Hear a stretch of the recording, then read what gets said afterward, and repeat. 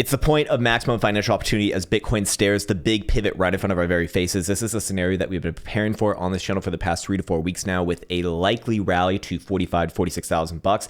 And if we are going to see a major rejection, probably comes in from this region. So today, very, very important in terms of where price action does close for CME specifically, and then of course Sunday as well for spot price action. But we very likely do see the confirmation of this scenario by end of day today, meaning that, well, the next, I guess the rest of the month kind of gets set in stone there.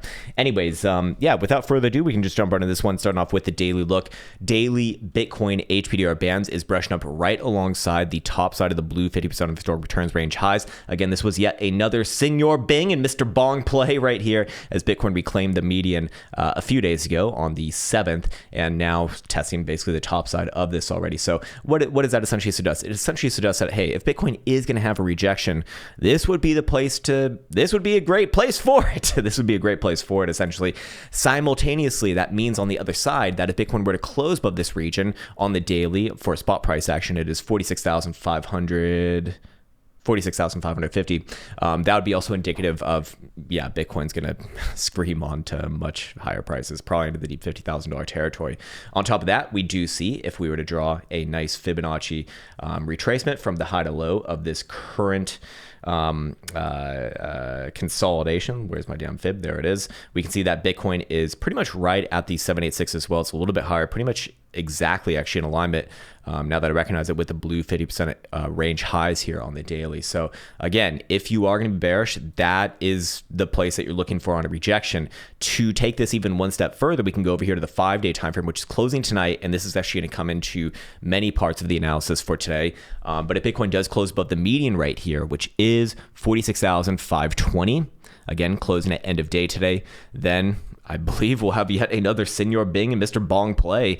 And in this case, that's going to align with one of our other potential setups on the 5-day for a targeted, potentially a target all the way into the deep $50,000 territory. The top side of the 50% range right now is like 56,000 bucks. Do you think that would come down a little bit, probably closer to 54, 55, but ultimately it would suggest that Bitcoin's going to put in a pretty girthy move into the mid 50s, maybe even deep 50s.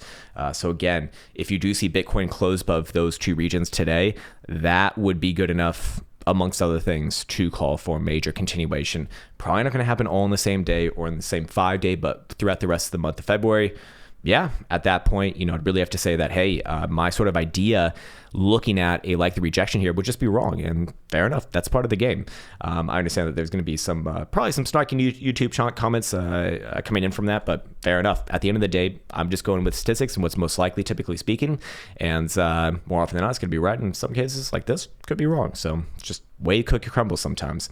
Anyways, moving on from here, I do want to actually address this that you see in the background here. It's the prime screener that I have aligned right here. Just kind of goes over some trend signals. You can see right here for Bitcoin, it's actually, it fired off a buy signal a while ago. It's actually already hit, both of its targets, which is what these check marks do correlate to. But I just want to let you know that if you're in the Chart Prime indicator package, you actually have access to this indicator as well. It's just called the Prime Screener. I haven't used it that much, so I don't have that much experience with it, but thought it was interesting and thought I'd put it up here as well. But again, big pivot right here. If you're going to be bearish, this is where you expect a rejection from, and you'd expect Bitcoin to probably come back down and close today below 45,500, which we'll get to a little bit later. But before that, let's go over some more statistics over here. Daily time frame for Bitcoin, a couple things of interest. Daily for Fridays specifically does actually have a decent probability to close positively. If we were to look at all Bitcoin Friday closures throughout its history, 33% of those have closed positively, which, to give you like a reference, the most bullish day, or the most likely to be bullish day, is Tuesday, which is 62.5%. So it's pretty close there. But what's interesting about this is that the average return for Fridays is around about 2%. So if we were to look at current price action, if we were to look at the open of today and add 2% on top of that, that would put Bitcoin pretty much, kind of where it is at right now, just above 46,000 bucks. So does Bitcoin close around here to end today? Well, that would actually seem rather likely. And if it does, then obviously the other conditions that we spoke about will probably be met as well, or maybe not today, but probably tomorrow. So fair enough. Again, we do see, we do start to see the picture emerging from there. And on top of that, or to maybe to represent the other side, what I'd also say is that, hey, the run-up statistics for dailies is rather interesting here too. So let me explain this first. And again, this is part of the Chart Prime package, which it all comes together. If you have it, you have access to this as well. That's just what I want you to know. That you have access to all these indicators. Actually, you should just look at your fucking invite only section, because you probably have a bunch there that you're not even aware of, or at least that's the sort of impression that I'm given from talking to a few people who are in it. Anyways, for looking at the daily right here, the run-up statistics do show that on average, when we're looking at consecutive daily green closures in a row, typically comes in an average of 3. And if we were to look, towards the first standard deviation, about 84%, or the 84th percentile really is what that would represent. So not necessarily the first standard deviation, but you kind of get where I'm going with this. It would be 4. So why am I talking about this? Well, Bitcoin's printed 1, 2, 3, 4 positive closures in a row. Today would be number 5. So it starts to get, outside of the bounds of that. Yeah, we've seen things, close consecutively green for more than that over time, but less and less likely as we go further out. But technically speaking, yeah, in the past we have seen a maximum of 14 green dailies in a row before, but I suspect that was probably near the beginning of Bitcoin's history. Anyways, so we've gone through that. All right, now let's get to the big one. So this is the big setup that I'm really going off of in terms of kind of answering the question to myself, at least, as to whether Bitcoin's most likely to trade up towards basically mid 50s or down to low 30s. As of right now, the 5-day time frame, if I can explain it, is presenting a pretty significant setup here, and it's not fully mature just yet. But as things twist and turn around, you have to, or at least I have to respect the sides, because that just becomes significantly more statistically likely to lead towards major moves. We're talking about like 40% moves on average. But anyways, when we see volatility this low on the 5-day time frame represented by the BBWP indicator, the expansion phase that naturally follows after that has led to an average move of 40%. If I can bring these stats over here, about 40% over the course of just over a month, again, on average. And the direction of the stochastic also has had a very high correlation to the direction of price action, upon expansion. So as of right now, the 5-day stochastic oscillator is presented to the downside, which is why I have been, just generally more bearish, because we have seen this work out out of all of the downside signals, which there's been 10 in Bitcoin's history, 8 of those, did fall through to downside. So, kind of respect that's pretty high hit rate.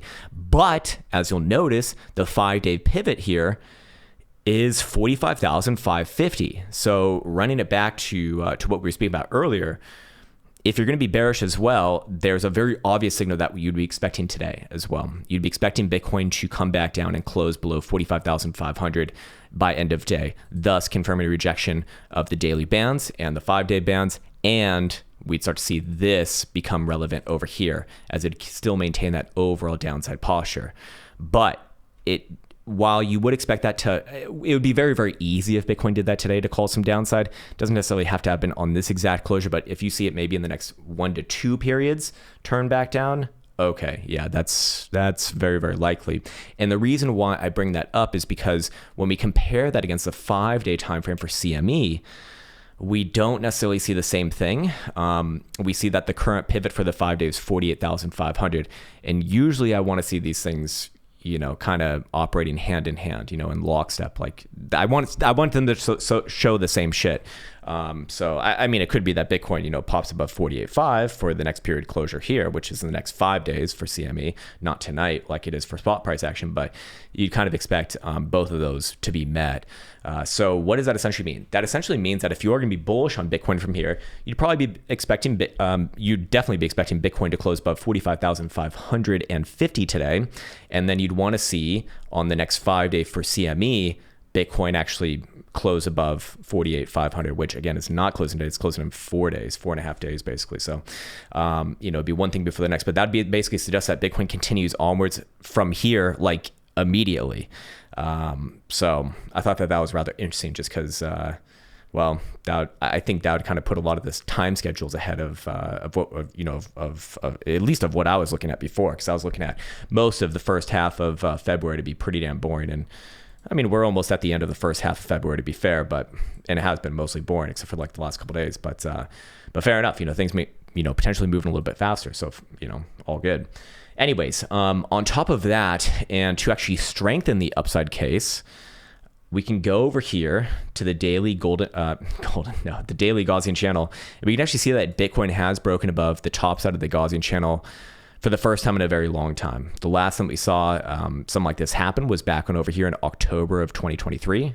So that was preceding this whole rally from $28,000 to nearly $40,000 before a real stop.